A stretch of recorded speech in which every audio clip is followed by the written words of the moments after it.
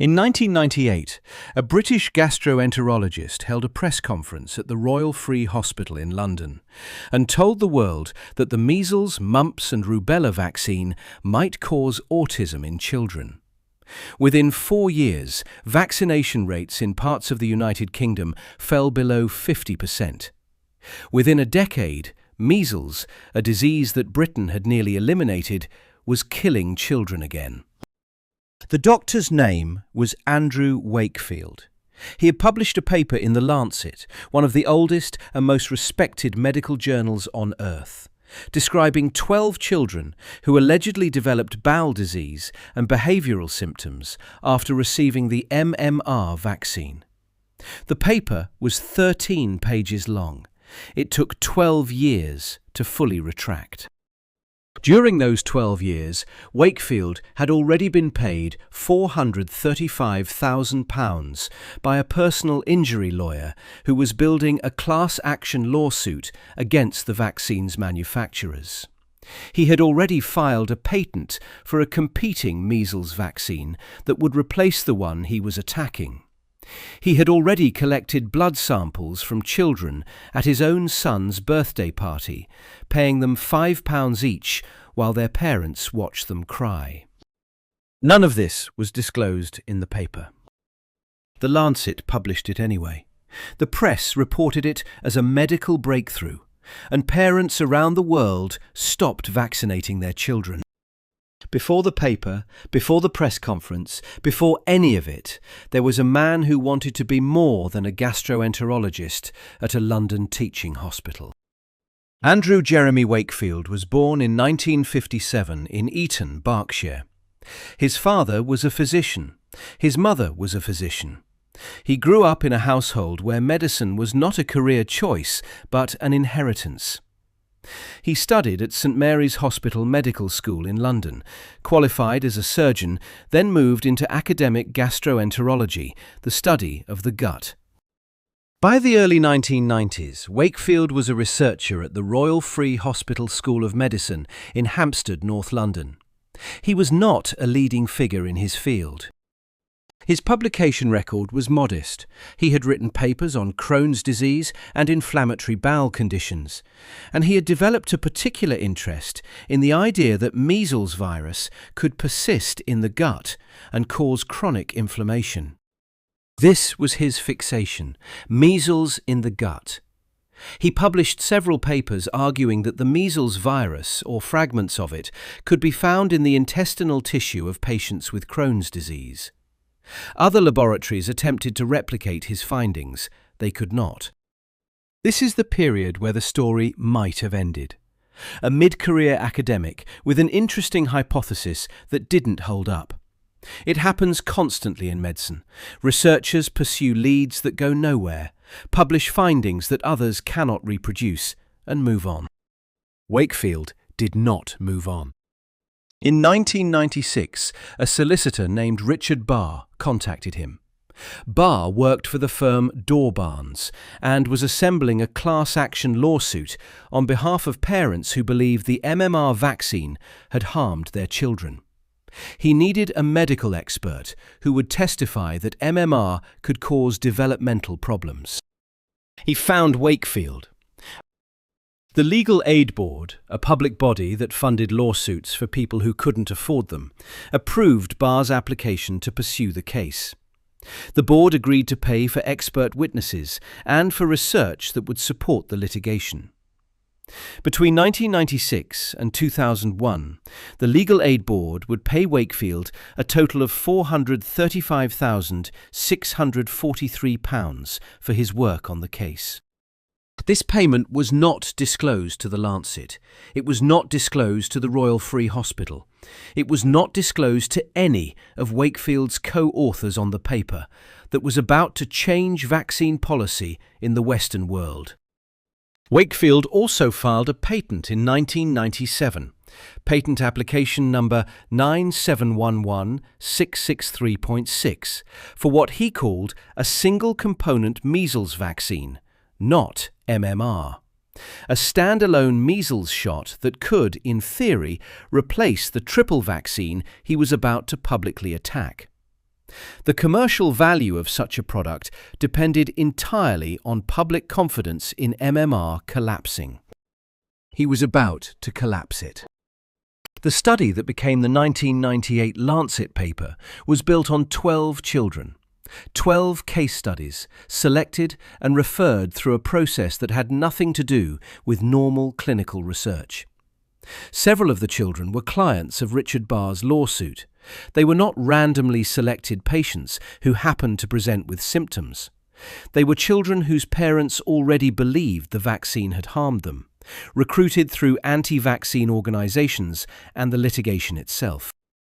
The Royal Free Hospital's Ethics Committee had approved a study on children with inflammatory bowel disease. It had not approved the study Wakefield actually conducted.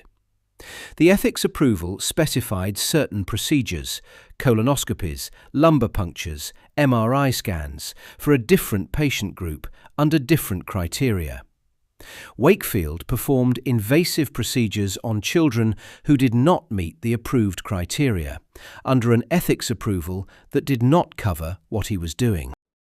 One child was given a colonoscopy, a barium meal, a lumbar puncture and an MRI, procedures that carry real risk for a young child, based on a referral that came through the litigation network, not through standard clinical channels.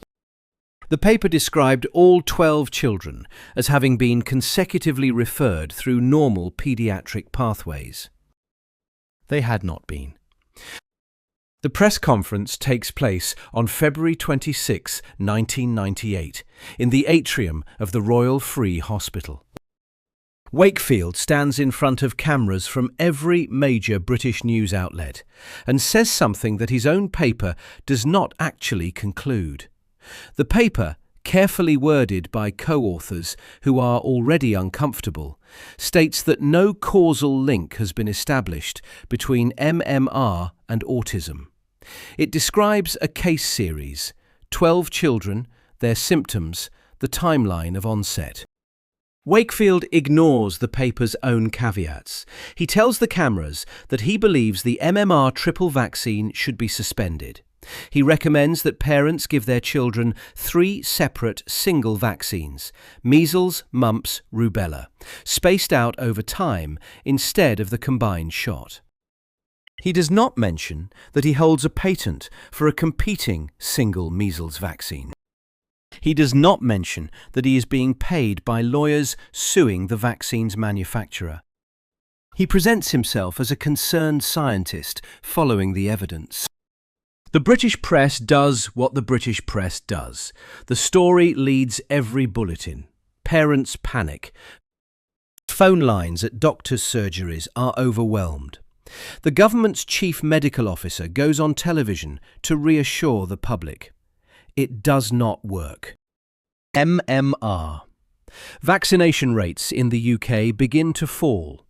Immediately before the press conference, uptake was above 90% nationally, the threshold needed for herd immunity against measles. By 2003, it has dropped to 80% nationally. In parts of London, it falls below 50%. In some boroughs, fewer than 1 in 2 children receive the vaccine. The medical establishment responds with study after study. Denmark publishes a cohort study of over 500,000 children. No link between MMR and autism. Finland tracks 3 million vaccine doses. No link. The United States, Japan, Canada, study after study, population after population, the same result. No link, no signal, no mechanism, nothing. It does not matter. The damage is done. Wakefield's paper is 13 pages. The refuting evidence is thousands of pages. But 13 pages with a dramatic press conference and a terrified parent weighs more than a library of epidemiology. Measles, which had been reduced to fewer than 100 confirmed cases per year in the UK before 1998, begins climbing. In 2006, a 13-year-old boy in Manchester becomes the first person to die of measles in the United Kingdom in 14 years. His name is not widely remembered. He was not vaccinated. In 2008, measles is declared endemic in the United Kingdom again. Endemic meaning it is circulating continuously in the population, not arriving from abroad. Britain had eliminated endemic measles. Wakefield's paper brought it back. In Ireland, where the scare hit equally hard, a measles outbreak in Dublin between 1999 and 2000 infected over 1,600 people.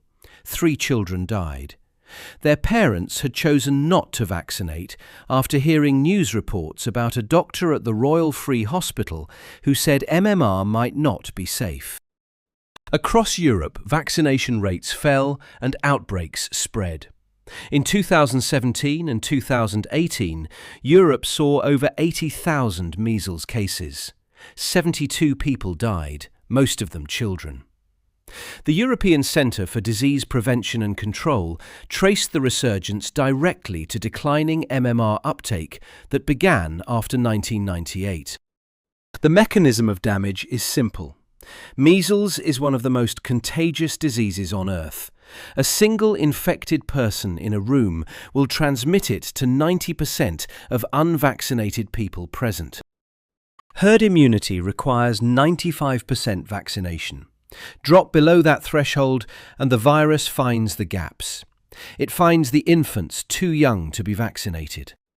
It finds the immunocompromised children who cannot be vaccinated.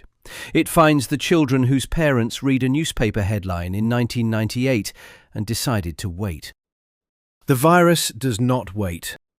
While the outbreak spread, Wakefield continues giving talks, attending conferences, meeting with parent groups.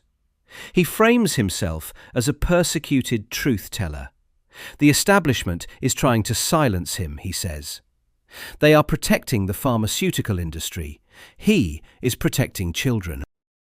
He does not mention the £435,000. He does not mention the patent.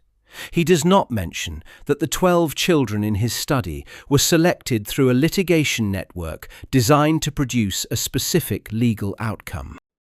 The crack begins with a single journalist. Brian Deer is an investigative reporter for the Sunday Times of London.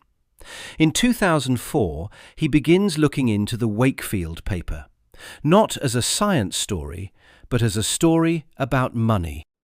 Deer discovers the connection to Richard Barr. He discovers the legal aid board payments. He discovers that Wakefield was paid hundreds of thousands of pounds by lawyers before, during and after the research that produced the Lancet paper. He publishes his findings in the Sunday Times in February 2004. The impact is immediate but incomplete. The Lancet's editor, Richard Horton, says he would not have published the paper if the financial conflict of interest had been disclosed. 10 of Wakefield's 12 co-authors issue a retraction of the paper's interpretation. They withdraw their names from the suggestion that MMR might be linked to autism. They do not retract the data. Not yet. Wakefield does not retract anything. He calls the investigation a vendetta. He says pharmaceutical interests are behind it. He frames himself as a whistleblower being silenced. Deer is not finished. Over the next 5 years, he does something no one else has done. He tracks down the medical records, the GP referral letters, the hospital notes, and the parental accounts for every single one of the 12 children in the Lancet paper. He compares what actually happened to each child with what Wakefield wrote in the paper. The results are devastating. Child 1 was reported in the paper as having behavioural symptoms that appeared within days of the MMR vaccination.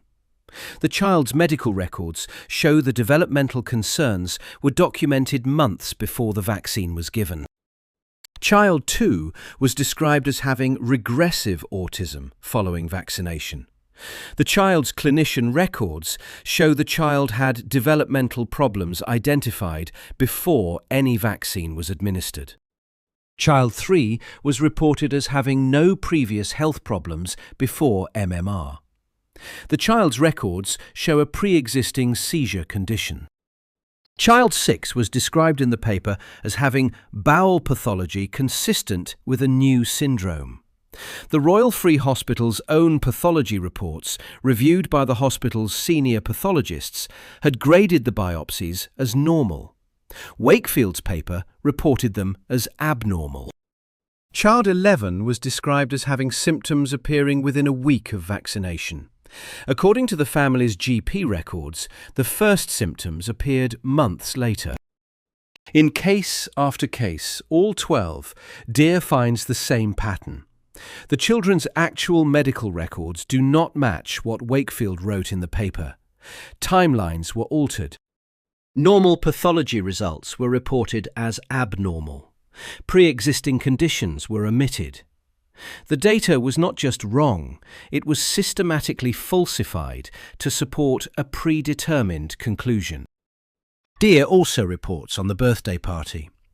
In 1998, at a birthday celebration for Wakefield's son, children attending the party were offered £5 each to provide blood samples for Wakefield's research.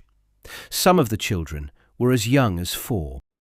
Parents later told Dear that some of the children fainted, others cried, and the atmosphere turned from a party into something closer to a clinical procedure. Wakefield later joked about this at a conference, describing how children were paid and how some vomited after the blood draw. He told the audience it was worth it for the data.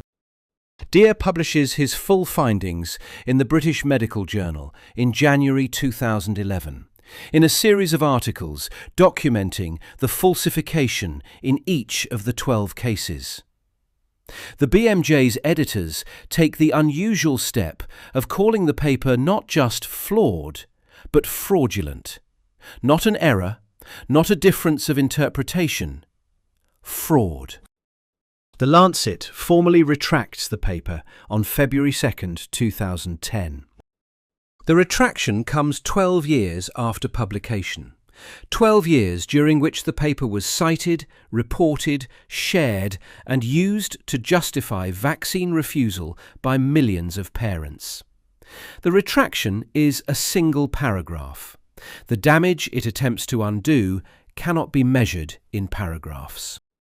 On May 24, 2010, the United Kingdom's General Medical Council strikes Andrew Wakefield from the medical register.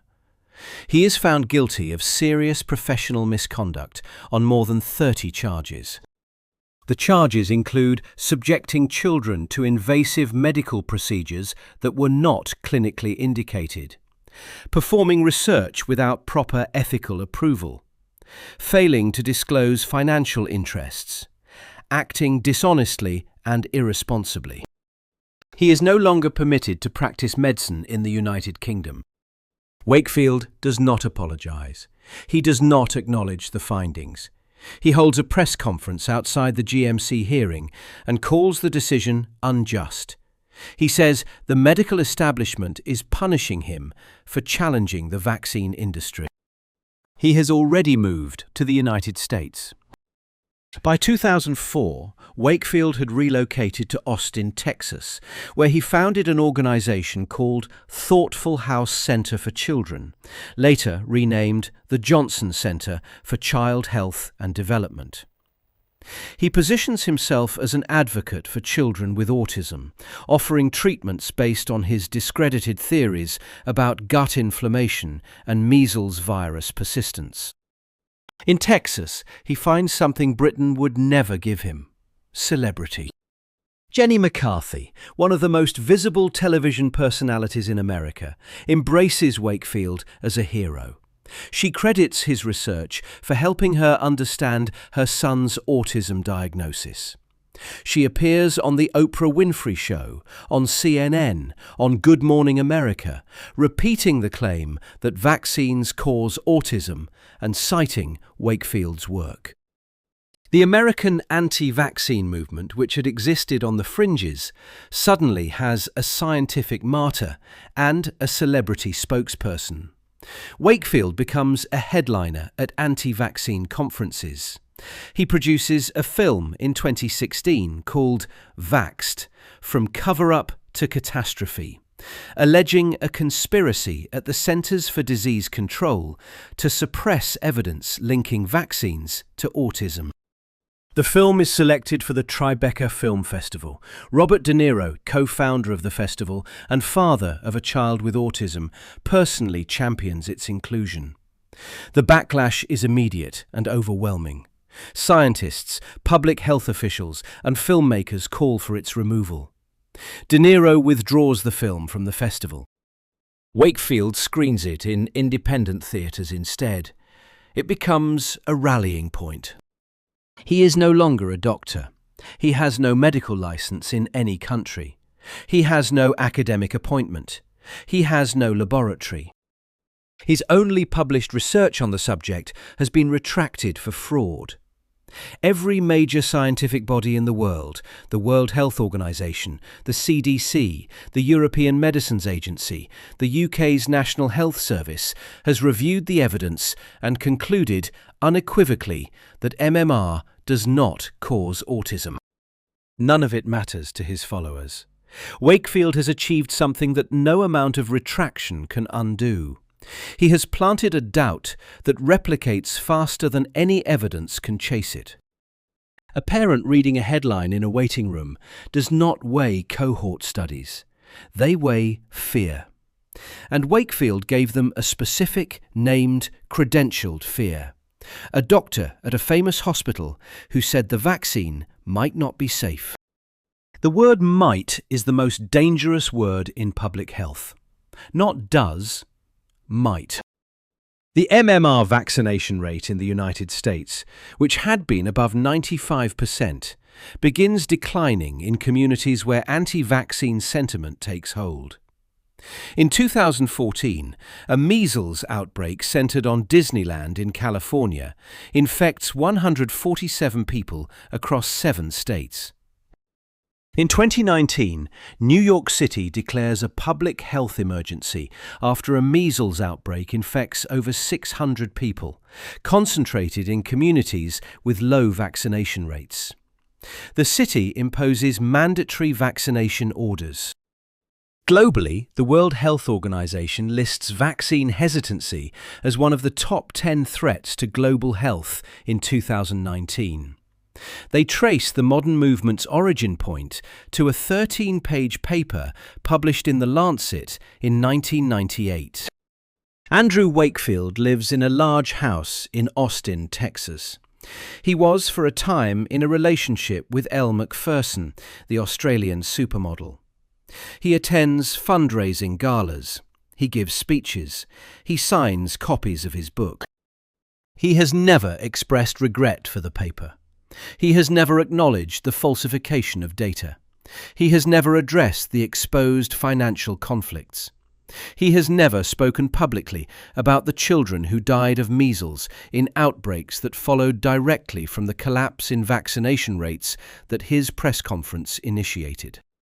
He has never mentioned the £435,000. The birthday party, where he drew blood from children for £5 each, took place in the late 1990s.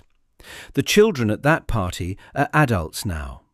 The children who died of measles because their parents believed a fraudulent study are not. Measles kills approximately 1 to 2 of every 1,000 children it infects. It leaves more with brain inflammation, pneumonia, permanent hearing loss. Before the vaccine, measles killed 2.6 million people per year worldwide. The vaccine reduced that to fewer than 150,000 by the early 2000s. Then the numbers started climbing again. In 2018, measles killed over 140,000 people globally, most of them children under 5. The World Health Organization reported that global measles deaths increased by 50% between 2016 and 2019. The increases were concentrated in regions where vaccine confidence had declined. A single paper, 12 children. Every case fabricated.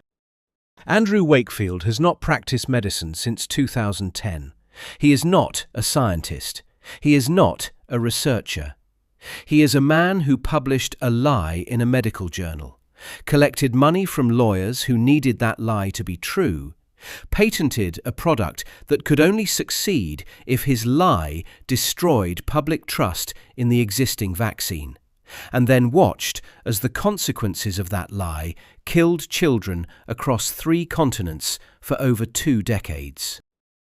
The Lancet paper is retracted. The co-authors withdrew. The data was fabricated. The financial conflicts were exposed. The medical license was revoked. The doubt remains. It is still circulating. It is still replicating. It is still finding the gaps. The parents who heard something once, who saw a headline, who remember a doctor at a London hospital who said the word might. Measles does not need much. Just a gap in the herd. Just a child without a vaccine. Just a waiting room where a parent hesitates for 1 second longer than they would have before February 26, 1998. 1 paper, 12 fabricated cases, £435,000 from lawyers, a patent for a competing product. And children who are dead